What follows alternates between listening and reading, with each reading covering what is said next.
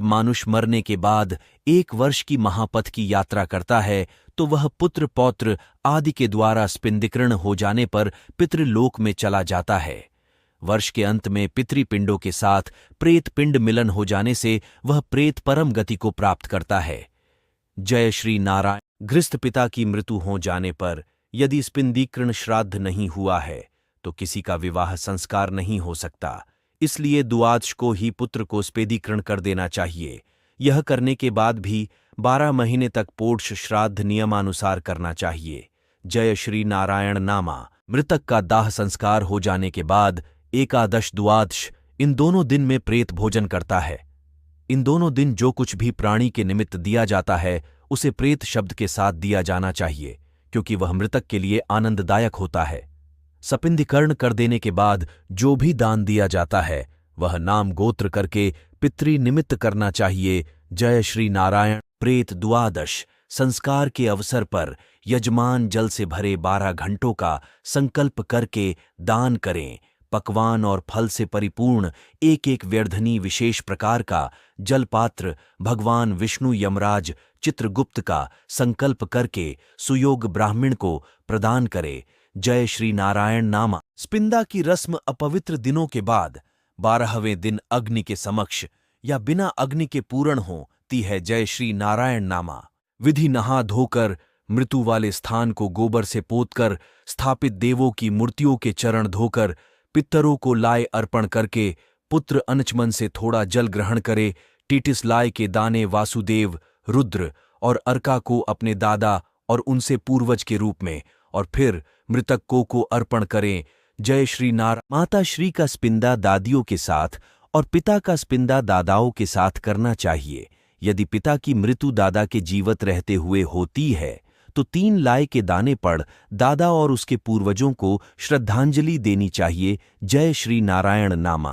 पत्नी के मृत्यु यदि पुत्र न हो तो पति को अपनी सास और संबंधियों के साथ रस्म करनी चाहिए। फिर ब्राह्मणों को भोज दात दक्षिणा उपहारों और 12 घट जल से परिपूर्ण दान करने चाहिए।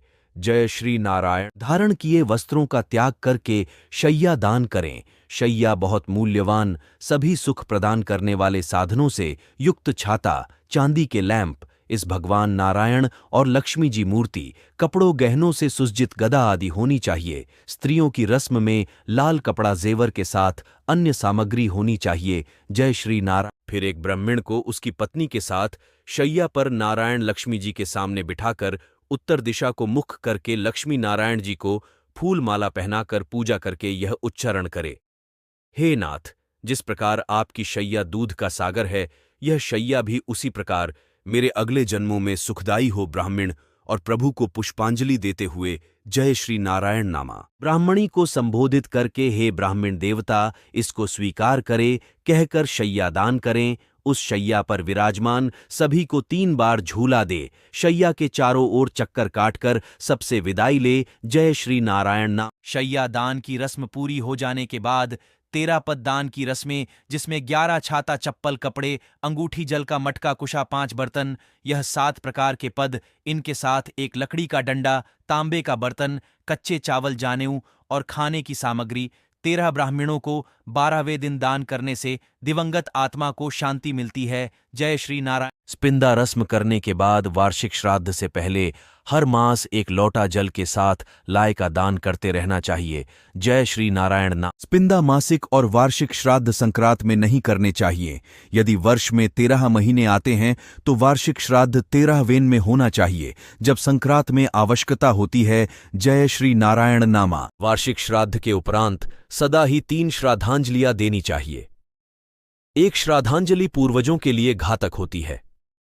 गया में श्राद्ध पूर्वजों के लिए मुक्तिदायक होता है। मनुष्य को प्रयत्नशील होना चाहिए कि वह अपनी ओर से पूर्वजों की भलाई हर प्रकार से करे। इससे वह इस लोक में ही नहीं पर लोक में भी आनंदित रहेगा। जय श्री नारायण नामा।